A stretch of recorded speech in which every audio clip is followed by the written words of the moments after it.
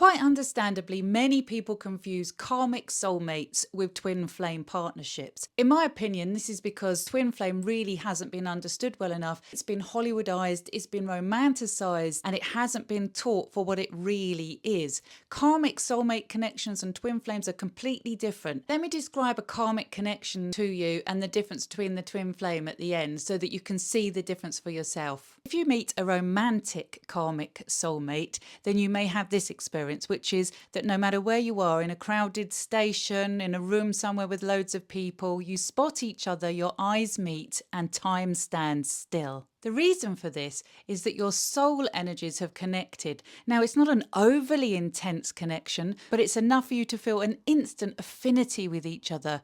You're kindred spirits and you're drawn to each other. Reason being is that karmic partners, whether platonic or romantic, are remembering each other from previous lifetimes. The reason they're called karmic is because they've already played out storylines somewhere in time. Their souls have already incarnated together and now they've reconnected in this lifetime. Now, because there's an unfinished storyline between the two of you, you're going to be drawn to each other magnetically. It's going to feel fantastic at the start of these relationships. You're just going to be vibing together. You're going to want to do loads together. You're just going to be excited to be planning ahead and doing things. You don't go slow in this type of connection. You just get straight on with it to your own detriment in the end. And the reason that you're so keen to get on with things is because you have done things together before and you want to get straight on with the job. However, at some point in the relationship, whether it be platonic, business partners, romantic, karmic partners, there's many types of karmic soulmate relationships.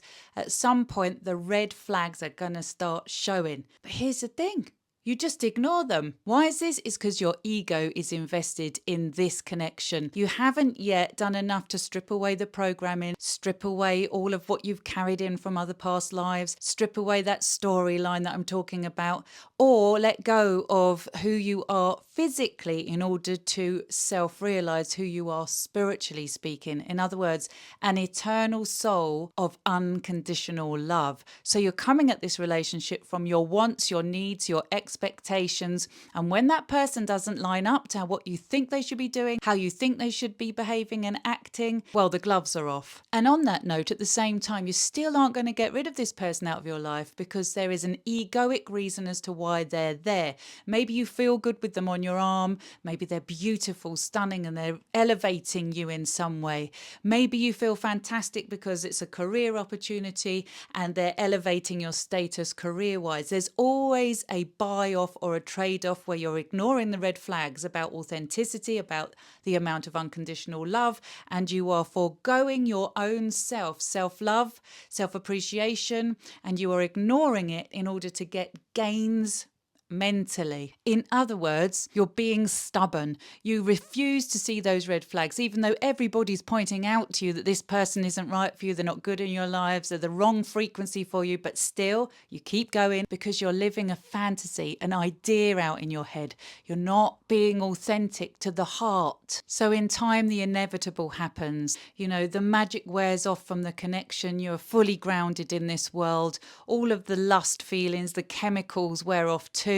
And then you're left barefaced with what is wrong within this connection, what it is that you haven't healed within yourself as to why you came together again. And then you have to let each other go. You might well love this person, but at some point you're going to have to admit, this just isn't good for me. This person is not elevating me. Now, here's where people mix this up with a twin soul connection and where they don't understand enough about twin soul. Twin flame, twin soul is the label on this connection, literally stands for one soul in two physical bodies. It's got nothing to do with romantic relationships, even if it takes form as one in this world.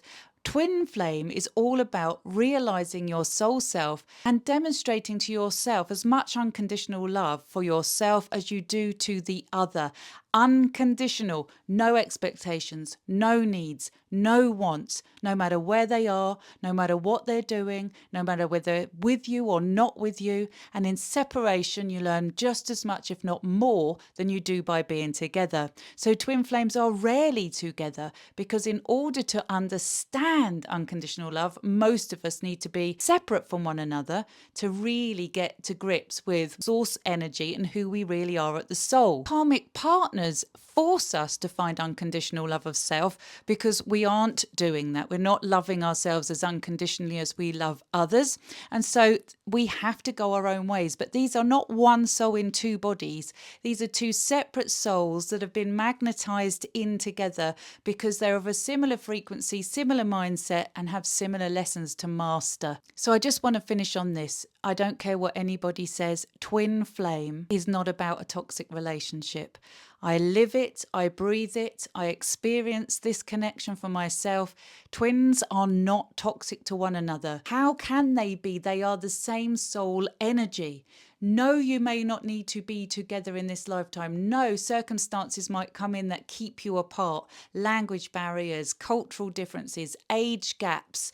A whole host of things might mean that you're not right for each other, either romantically or even in friendship right now, but they'll never treat you badly. Twin flames express the most highest unconditional love there is to experience, the purest form of unconditional source love, because that is the soul. They then repel because the connection is so intense. They can't keep those energies between them until they go away and balance them. But that's very different. Twin flame separation is very different to karmic and catalyst connections, which can be absolutely narcissistic and toxic. If you're experiencing toxic behavior in a relationship, get out. It's not your twin. You don't need to put up with this. I will always be honest. These connections, any connections, are really painful. If you want to know more, you can read my book, Heaven Sent. Otherwise, stay tuned here because this channel has been made to bring your awareness to life, to help you with soul connection and understand your soul self. If you resonate with what I'm saying, if you want to hear more, click like, subscribe, share, follow, save for later. It all helps.